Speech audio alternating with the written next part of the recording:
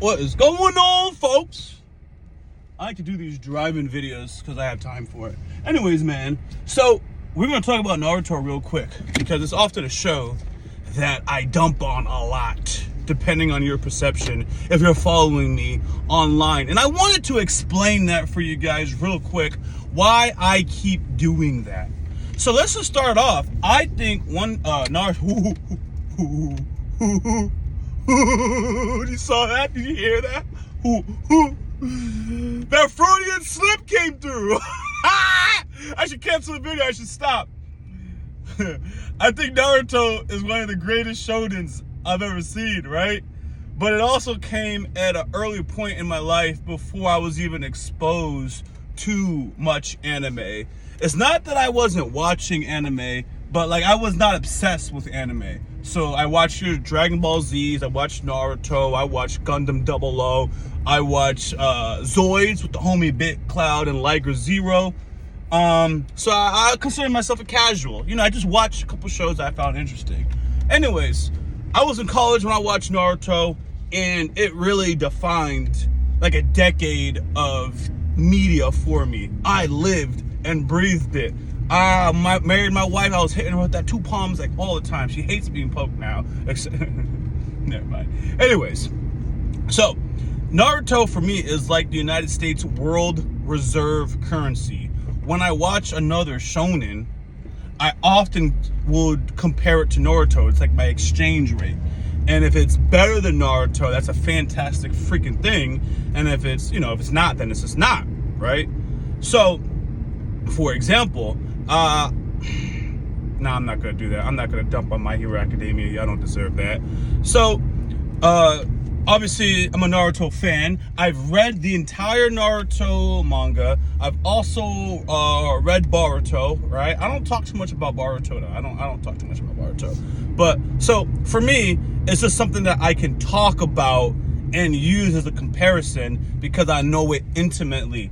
Am I like a true Naruto expert like some of y'all like who watch Naruto reactions and have seen every episode of Naruto 10 times and read the manga 3 times and participate in every Reddit thread there is on Naruto? It's never like that. Yeah, I watch the show, read the manga, discuss with whoever's also interested. So that's where my level is. So in order to be good for me, it has to go through what I would consider a Naruto test. Naruto is so good that it's worthy of being a bar. And if you can't surpass Naruto or be anywhere close to Naruto's level, right, then you never gonna be the best. That's how it is. So, for example, season 1, Jujutsu Kaisen, that's a series where to me has potential long-term to be at the level or surpass. One Piece speaks for itself. I almost outed myself in the beginning. Bleach, in my opinion, also speaks for itself, right? So, for example, I often will boom up Black Clover and compare its character development to Naruto, because hear me out. As much as I enjoy Naruto, it's not a perfect series. And to me, the major downside of Naruto is once the war arc broke out, they went from true shinobi ninja shit to some Dragon Ball Z stuff. And I don't hate that, but in the process of doing that, they lost something that really made it cool. So for me, I thought it was really cool when Kakashi, you thought you had Kakashi, oh, but no you didn't, now you're fighting a log. That was really dope to me. Little things like, I remember...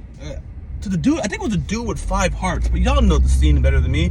I remember Kakashi was chasing somebody, and they was doing some attacks toward Kakashi, and all you heard was a doop. You heard the doop, and they did some move, and Kakashi's burning up, he's dead, and then you see Kakashi pop up to the other side of a tree. So you know when you heard the doop, that was a clone, and then the real Kakashi had went on the other side. Those are the kind of things to me that really made Naruto like cool. Like, oh man, I really want to be a ninja. So when they did the Dragon Ball Z like things to me, I was like, what the hell is going on, man? This dude Naruto can literally kaiju bomb an entire village and it's just gone? This ain't even fighting anymore. This dude Naruto can sneak into a village hypothetically and just kaiju bomb it. That is ridiculously overpowered for how the franchise started, even though they were talking about how great the fourth Hokage was. They showed the Nine Tails biting people, and they had to hold off until the fourth got there. So that really started, bothering me. But I really enjoyed the effects. Kaiju bombs are cool. Is it right? Am I saying the right thing? Kaiju bombs? I don't know. Tail Beast Bomb. Tail Beast Bomb, I should stick to English. Anyways, the Tail Beast Bomb is cool. Now, going back also, I know people say that, Neji or Lee or Sakura, actually they still continue to develop Sakura, they serve their purpose, because I am highly disappointed at how irrelevant Lee was in Shippuden, right? And people say that those characters, Shino, Kiba, they serve their development purpose early on in the franchise, and they're just no longer needed to be great in the the war arc. And I just reject that, because hear me out. It's fine if that's what the writer intended. I don't think the writer really knew what the big picture was, so to speak, and kind of just went along. But whatever, I'm not gonna go there. But my argument is, I started watching it for Lee. That's the truth. Lee is not even my favorite character. My favorite characters: Madara, Danzo, and Gai Sensei. Those are my favorites. Lee was the introductory character, watching his fight with Gaara. Then I had to go back and watch this whole thing. That's how it all started. My boy was like, yo, watch this shit real quick. And I was like, yo, this is fire. So, when you have these characters who are the anchors of your very interest in the show, and then you don't see them anymore, or they're not developed like that anymore, and they just start giving you these other goated characters, it's like, yo, they're goated, but I still can't turn my heart or my feelings on some of these other characters, and I want to see them, come close. Hear me out.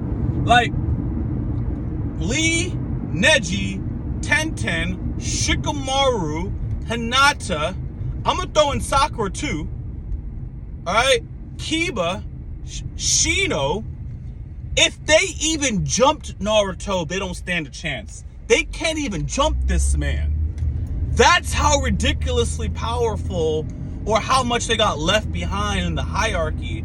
I would think, still, no matter what, you take at least 4 or 5 of these people, you take 4 or 5 of his generation, removing Sasuke from the picture, and 4 or 5 people should be able to jump Naruto and stand a chance. 4 or 5 people should jump Sasuke and stand a chance. But even if you add Sakura to any one of these groups, they don't stand a chance.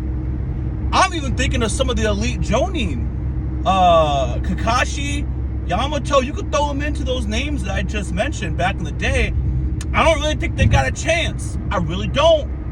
But with Kakashi, things is definitely possible. So that's an argument. Throwing Kakashi in now makes it an argument. Without Kakashi, there's no debate. They don't have a chance. Even with Sakura in, because she's 1% of the trio's power level. So that's how I feel. And even if I think about Dragon Ball Z, I'm going to remove Vegeta from the mix. I kind of feel like, at least what they got in Super, I'm going to talk about Dragon Ball Z because this is how I go off in tangents. At least when I think about Super, if you take Gohan, Android 17, Piccolo, and Roshi, Master Roshi, I take them 4. I think they could beat Goku. That Ultra Instinct stuff, and I haven't seen anything after Super, so, but I've saw spoilers. I know my boy Vegeta gets justice, but anyways, hopefully they animate it one day. I'm honest, you can't dodge from the internet. I'm a big Vegeta fan. So anyways, yeah, I think they could jump him. But the thing is with Dragon Ball Z, and now I'm going to talk about Dragon Ball Z too. I don't even use Dragon Ball Z as a standard on whether something is good or not. I don't compare it to, oh, this is better than Dragon Ball Z. Dragon Ball Z, respectfully, isn't even worth being in the conversation of great written or not great written. It has a lot of hype moments, has a lot of nostalgia. I will watch every Dragon Ball Z, Super, whatever episode they post. I've even watched Dragon Ball GT, right? But I will not call it great writing. I just enjoy it. I also think that's okay. I think it's okay to, I know you guys watch Isekai Trash. Some people watch Isekai Trash. It's okay that that's just your guilty pleasure. I know the writing's not great. I'm going to get a couple dope moments. These are the characters I grew up watching, so it's fantastic. But back to the argument I made with Goku, the power scaling with Goku is all over the place, between this dude holding back, between him getting some untapped energy. Like, his power scaling is all over the place. So that's why even that statement I said is debatable, right? But at least, you know, they've shown Gohan in his mystic form without holding back now challenge Goku's God form, you know, to a solid amount. 17 ain't running out on energy like that, right? He also challenged that God form. Piccolo, I don't really know what Piccolo gonna do. I think Piccolo has some secret move that was at the same power level as a bunch of Namors combined. I forgot what Piccolo actually contributed to Super that made me like, yo, nah, we're gonna add him to that. And then obviously Roshi got some cheat codes, literally has cheat codes. So in the battle with them three, he can seal people up. That's it. So now they can beat this man. Obviously, I didn't use Vegeta because I also didn't use Sasuke when I said jumping Naruto. I didn't include Sasuke in the process of jumping Naruto because, yes, if Sasuke is with those other kids that I mentioned and they jump Naruto, I think they're going to beat him. Like, there's no question about it, because Sasuke by himself can push Naruto to the brink, okay? Just like Vegeta by himself can push Goku to the brink. At least I believe that. So you put Vegeta, Gohan, 17, and Roshi, it's a wrap. It's a wrap. So, anyways, my point is, Naruto is a freaking fantastic franchise. I love Naruto.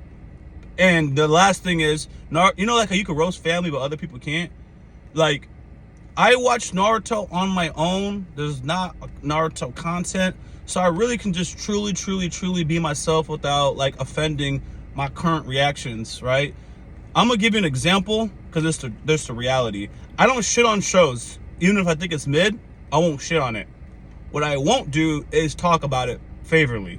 I just don't even talk about it. If I thought it was mid, you don't hear me mention it. I only talk about shows I think is great. And the reason why that is, and I'm going to use Death Mount as the example for this video. I don't think Death Mount is all that. But people keep telling me that this is a prologue, so maybe I might change my mind. I don't think it's all that, but I also don't dump on it. And if you watch the reactions, you could tell that I'm at least attempting to take in this information, stay open-minded, and remember this thing. So I don't just watch it like, oh my gosh, they're forcing me to watch it. It's not like that. I'm open. I'm like that. I'm a passionate reviewer, so to speak. I could think something's just average, but I'll give it my all. And if there's a part that I really liked, if you guys saw Death Mount episode 11, y'all saw a part I really liked. It's the only part that I had to go back for. I thought that shit was fan-freaking-tastic. So what I'll do is I'll hype up Black Clover because I really like Black Clover. I'll hype up Bleach because I really like Bleach. I'll hype up One Piece. I really like One Piece. I hyped up Dangers in My Heart. In fact, Dangers in My Heart was bingeable. Again, Naruto's bingeable. Dangers in My Heart was bingeable. I couldn't even binge Death Mount. So like I'm not gonna shit on a show, especially because it's my bread and butter. Let's just face it. You know what I mean? It's like working in the Apple store and you're selling Macs and you're talking bad about the Macs. That's stupid. But you can say, you know, if there's a product that you don't really believe in, you say, look, man, I don't mess with the Airs, but this Pro right here, this Pro, nah, that'll get everything that you need taken care of. I swear by this Pro. But you're not into the Airs because that's for girls or whatever, so you just don't hype it up. But you also don't talk bad about it. That's all there is to it. So, like, I can binge One Piece.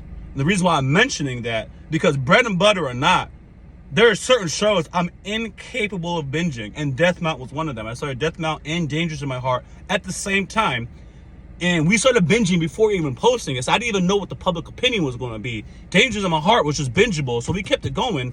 Death Mount, after one episode, I was like, I can't really watch one back to back. Let's take our time with this. One Piece, me and my wife was able to watch 2, 3, sometimes 4 episodes at a time because it's bingeable. Our reactions prove that. I'm just saying that in case you think I'm capping about certain shows or whatever. So, you know, that's that. That being said, so my long story short is, I believe that you just can be authentic and true to yourself without shitting on products. So, if I think something's mid, I don't really have to talk about it. I'll just talk about the things that are great. I talk about my favorite things. I don't really dwell on things I don't like.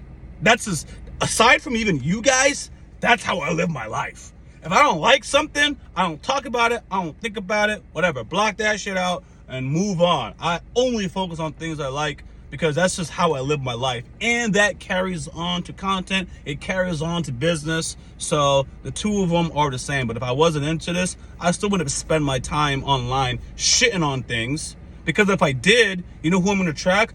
Other people who shit on things. And I don't even like those kinds of people. I don't like hanging around people that all they have is something negative to say. Lame. I really like being surrounded by positive people anyways. I also don't like being surrounded by super positive people. Oh my God, everything is great, everything's good, everything is peak. I also don't like that. Because not everything is peak. Not everything is peak. And you just gassing everything up, it's like, oh my gosh. You're like toxically positive. You know, and that's actually a thing. Too much of anything is a bad thing. Even nutrients. If you have too much of a nutrient, it's bad for you. So, everything in moderation.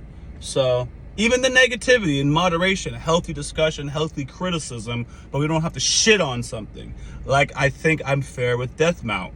It's interesting. I see his world development. It's certainly well thought out.